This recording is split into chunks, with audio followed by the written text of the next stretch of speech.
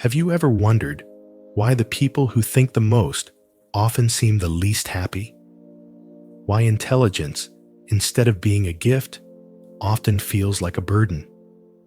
We're told that knowledge is power, that the more we understand, the better our lives will be.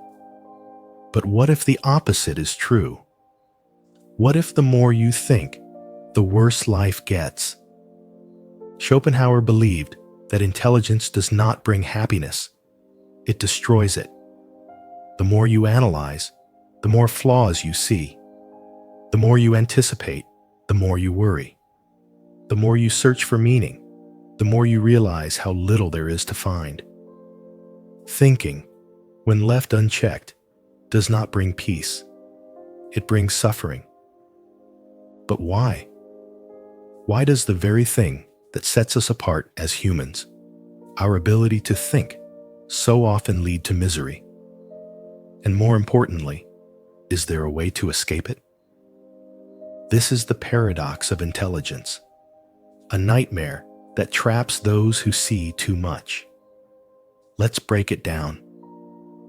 We are told from a young age that intelligence is the key to success, that the ability to think deeply, analyze, and understand the world will give us control over our lives. It is a comforting idea, one that suggests that the more we know, the easier life becomes. But Schopenhauer saw through this illusion.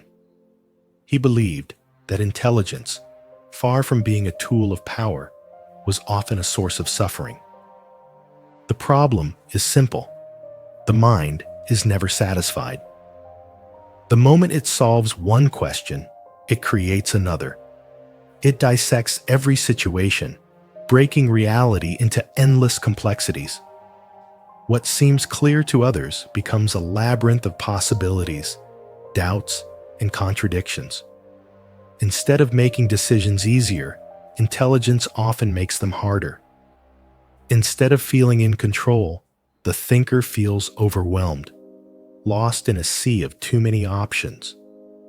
This is why intelligence does not always lead to confidence. A person who thinks less moves through life with ease, acting on impulse, making choices without hesitation. But the deep thinker hesitates, questions, and second guesses. Every action is analyzed for consequences that others never consider. The result is paralysis, not power. Even in social interactions, intelligence can become a disadvantage. The thinker sees beyond words, picking up on subtle shifts in tone, inconsistencies in behavior, and unspoken truths. What others brush off as meaningless becomes a puzzle to solve, a problem to be understood. But in doing so, they distance themselves from the very people they wish to connect with. Schopenhauer believed that intelligence does not grant freedom. It creates chains. The more the mind understands, the heavier the burden becomes. And yet, the illusion persists. People chase knowledge, believing it will bring control, never realizing that the more they think, the less they truly live. The mind is supposed to be a tool, something we use when needed and set aside when it no longer serves us. But for those who think too much, the mind is never at rest. It doesn't stop working once a problem is solved. It keeps turning, dissecting, questioning. What begins as rational thinking becomes an endless spiral, a loop that feeds on itself. Instead of bringing clarity, deep thought often leads to confusion, hesitation, and doubt. Schopenhauer understood that intelligence has a dark side. It can make simple things complex. A choice that should take seconds stretches into hours of internal debate. A conversation that meant nothing to someone else becomes an unsolved mystery, filled with hidden meanings and implications. The overactive mind doesn't allow things to simply be. It demands explanation, structure, and certainty in a world that offers none. The worst part is that overanalysis does not create solutions. It creates problems that weren't there to begin with. A person who does not overthink makes mistakes, but they move forward. They learn from experience rather than from endless speculation. The thinker, however, tries to perfect every action before it happens. They attempt to predict outcomes that may never occur, preparing for problems that may never exist. In doing so, they often fail to act at all. This is why intelligence can feel like a curse rather than a gift. It gives the illusion of control, yet it traps the thinker in a prison of their own making. Every moment becomes an opportunity for dissection rather than experience. Schopenhauer saw this as one of the great tragedies of human thought, the realization that sometimes thinking less is the only way to live more. The world is not designed for those who see too much. Most people move through life guided by instinct, habit, and unquestioned beliefs. They accept things as they are, finding comfort in the familiar. But the intelligent mind is not wired for acceptance. It is wired for scrutiny. It notices details others ignore, questions truths others accept, and uncovers problems that most people never realize exist. Schopenhauer believed that excessive awareness was a form of suffering. The ability to perceive deeply does not just expose beauty. It also reveals flaws, contradictions, and inevitable decay. The overactive mind cannot simply enjoy a moment. It examines it. Happiness is analyzed until it becomes fragile. Relationships are studied until their imperfections are impossible to ignore. Even the simplest pleasures lose their charm when seen through the lens of relentless awareness. This heightened perception extends beyond personal life. It is impossible for the deep thinker to look at society without seeing its failures. They recognize manipulation in politics, insincerity in human interactions, and the cyclical nature of history, where the same mistakes are repeated endlessly.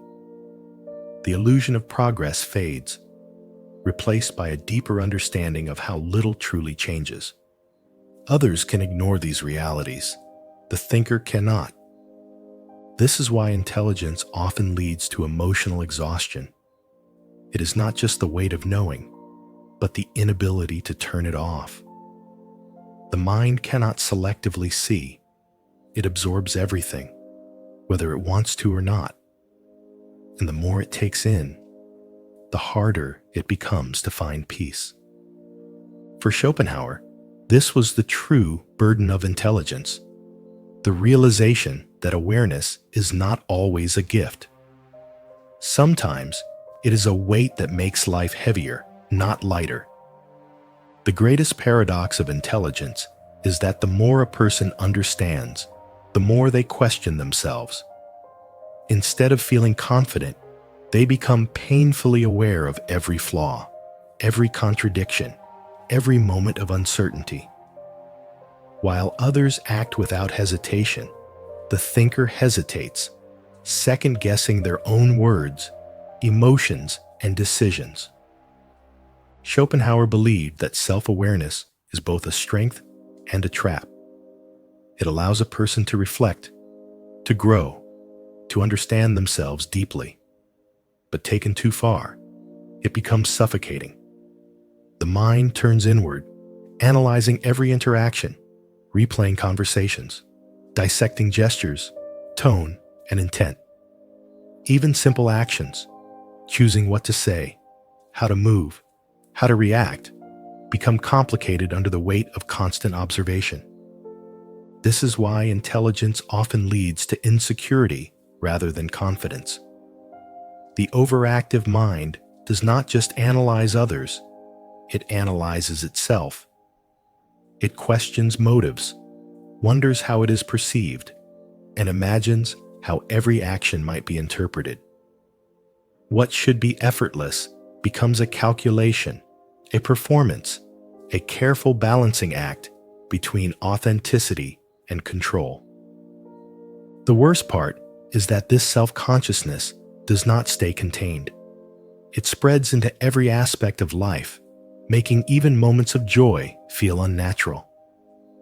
Laughter is cut short by the awareness of its sound. Comfort is interrupted by the thought of how temporary it is. The thinker becomes trapped in their own mind, unable to simply be without questioning why or how.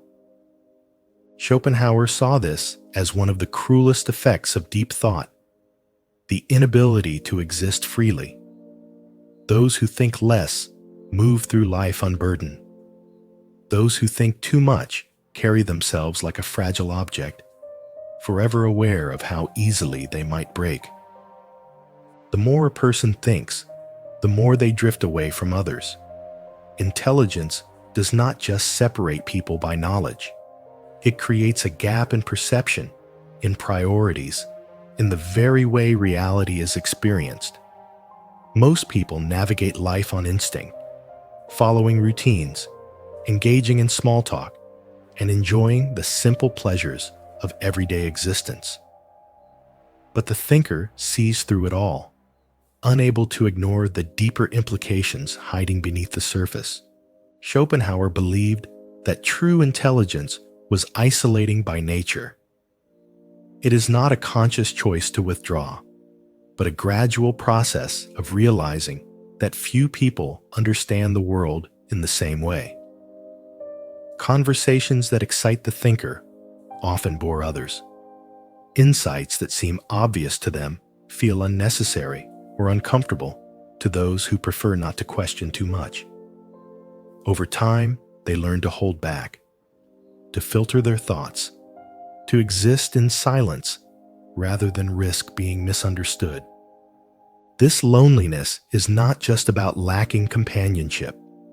It is the experience of being surrounded by people, yet feeling unseen. The intelligent mind does not crave superiority. It craves connection, a genuine meeting of thoughts and ideas.